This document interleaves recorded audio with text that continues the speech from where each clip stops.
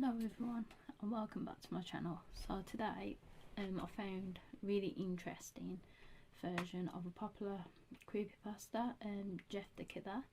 Now this is a version I've never read before, and I thought, you know what, it'd be quite interesting to discuss on this channel because this is a 2015 version and I personally prefer it more than the OG version because you see more about Jeff and what kind of led up to him being a killer. I just think that there's more detail in general. It is quite a long creepypasta, so what I'll do, I'll leave a link in the description, so then I encourage everyone to read it. I've made some notes just to go through it generally, and then at the end I'll go a bit more about what I thought about the whole creepypasta. So without further ado, let's start. So in the introduction, so it has Jeff and his brother. I think you pronounce his name Louis, so I'm gonna go with Louis. So they move from a different state to so they go from a bigger state in America to a smaller state in America, and Jeff's not happy with this because, you know, he's used to being in the old state, which is fair enough. But him and his brother decided to go to a video rental store, so like I'm guessing it's a store like Blockbusters potentially, but they're unable to rent a movie due to their age. So I think in this particular store they needed an adult to make an account or have a membership, and so the brothers, that have some banter. Jeff saying, oh, I can sweet talk the girl behind the counter, I can get this sorted, that's no problem. And his brothers are like, yeah, okay, whatever, because they both know that the parents wouldn't do that for them. And we'll touch a bit more about the parents' relationship a little bit later on.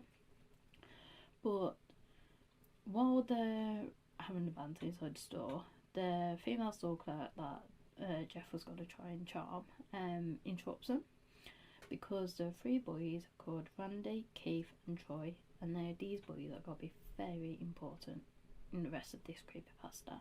So they're outside and two of the boys are riding Jeff and his bikes.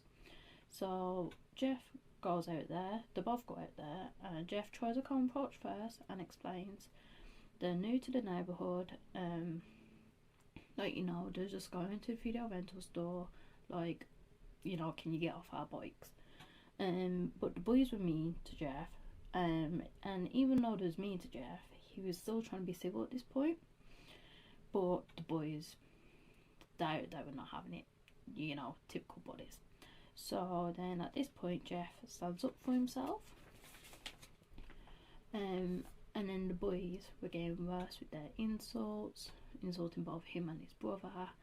And so then, you know, Jeff was getting really angry. He had to hold himself back from fighting with the boys. And so Jeff thinks, you know what, instead of this situation escalating, I'm just going to try and leave. But then the boys block him and his brother from leaving. So then a fight breaks out. And Jeff is beating all three of the boys and his anger is getting worse. His brother tries to stop this, but Jeff doesn't want to stop at this point because he's so enraged on what's going on and he's really into it. But then the fight does stop because the store clerk, the female store clerk that was going to try and charm, she actually calls the cops. And this is when Jeff snaps out of his rage and both him and his brother get away. So I'd think, okay, this is not good, but hopefully we've got away with it. But that wasn't the case. So when the boys get back, they see two cop cars on the drive when they get home, and they knew what was coming. They knew their parents was gonna go insane. So when they entered the house, the mum was fuming at the boys and wanted an explanation on, you know, what happened. But one of the police officers said that there was key witnesses that say that the boys started the fight, and the cop said that the boys should have been locked up, so how were the boys supposed to know that they couldn't play with them? And then this ends up because obviously Jeff's not being listened to, or his brother, and everyone's taking the boys' side. So Jeff ends up snapping at his parents for the cops taking the bully side, and the parents taking, like, you know, the bully side. So the parents do end up taking Jeff off, and the officer said that there's no charges this time, but they are being watched, so behave yourselves, basically. The brothers are then sent to their rooms and decide, you know what, the cops and parents can't be trusted, we've got to look after like ourselves, because we can't rely on any of the adults around us. And that very night, the brothers did not see the parents, but come the morning, the parents were waiting for them at the kitchen table to lay down the law, basically. And no matter what the boys tried to say, the parents were not having it, and it was decided that Louis, his little brother, would move to his aunt's for the rest of the summer break. And Jeff asked, well, can't I move with him? But his aunt didn't want both of them because of them being too rambunctious from both. So Jeff was not allowed to go with him. And Jeff started to get angry, but he started to enjoy this angry feeling. Whereas before he tried to express it, he didn't like the feeling, and now he's starting to enjoy the feeling.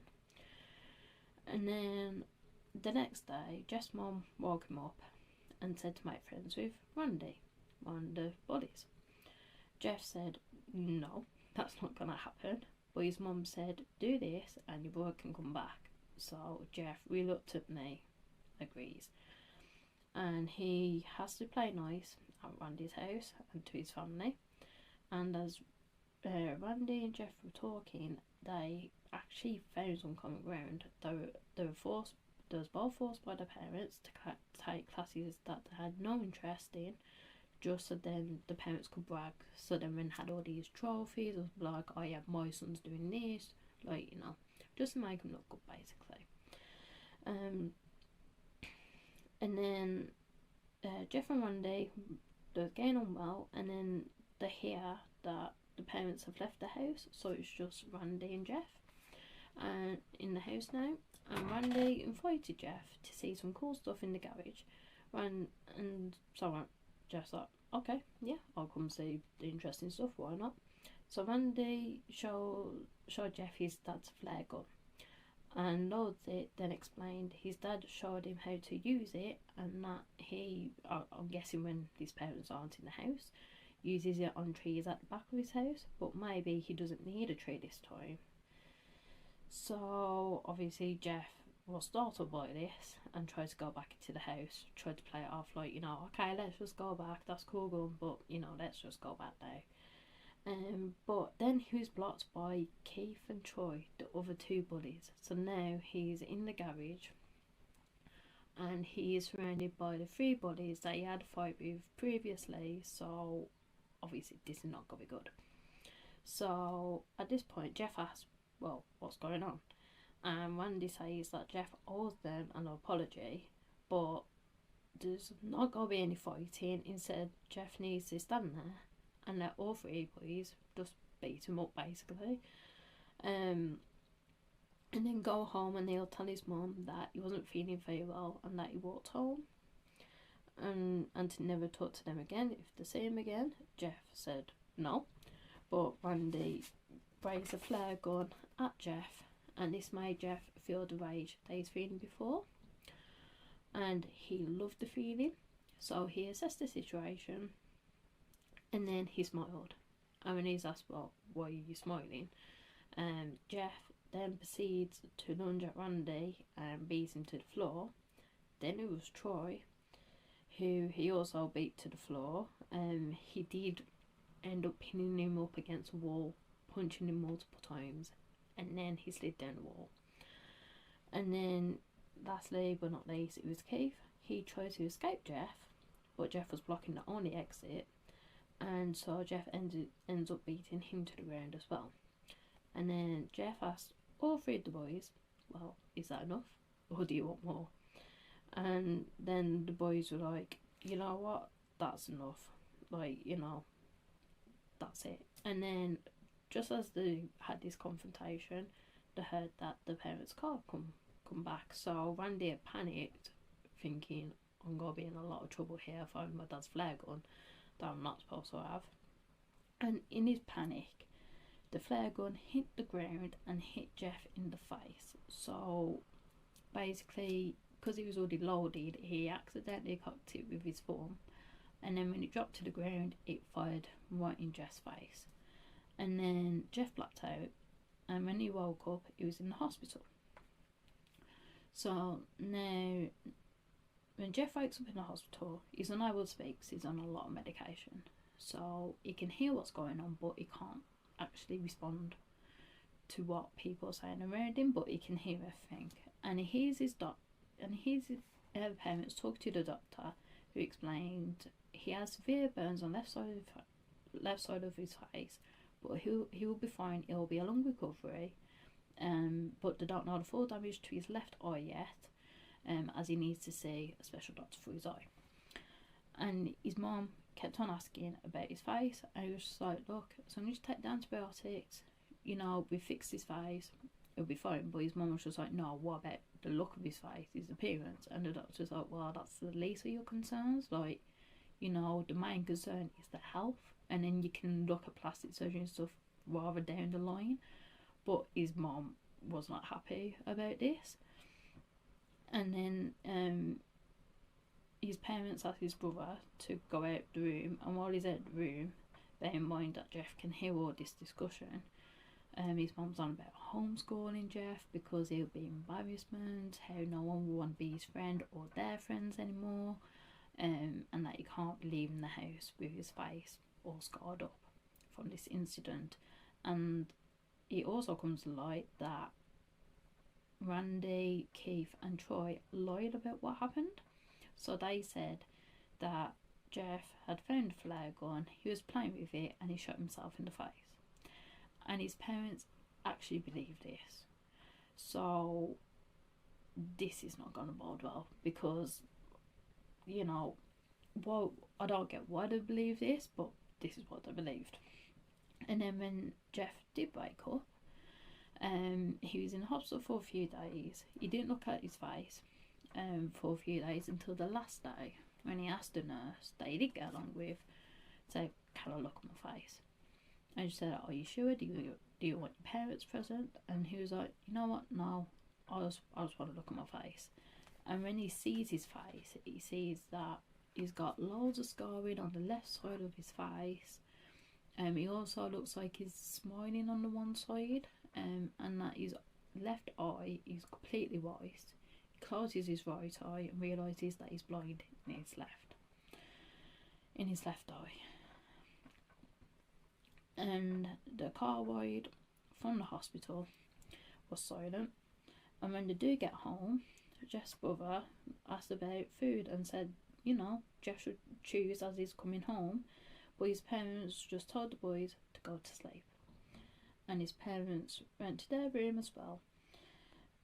Jeff's brother tried to talk to Jeff, but didn't quite understand what he was saying, because he was coming out with some bizarre stuff to his brother, saying like it's a sickness and you'll understand when you're older. And so obviously his brother was concerned, so he tries to go to his parents, but they ignored him and tried to go back to bed. So later that night, Jeff's parents were woken up. So they see Jeff at the end of their bed with a kitchen knife and with a beaming smile on his face. And obviously they was quite startled at this, so they were like, what are you doing? And he said, I'm scaring you. And then when his dad said, okay, I'm scared, Jeff, is that what you want? And Jeff was just like, good, I can start hurting you now. And then he proceeded to stab his dad multiple times in the stomach until he unfortunately died. And then he looked at his mom, who asked, why are you doing this? And Jeff answered, Randy started it, you believed him and not me, just because it looked better for your reputation. And tell me about the homeschooling, because of my face. Tell me how I won't make any friends, how no one won't be friends with you if I leave the house. tell me about all of that, Mom. In which she responded, I was just stressed, I love you. And then Jeff said, you know what, you should take your own advice and go to sleep. And then he proceeded to stab his mum in the chest multiple times, becoming lost in it or really loving this feeling of rage and anger and everything. He just completely lost himself in killing his parents. He then goes to his brother's room, who had earphones on, so he didn't hear what was going on with his parents.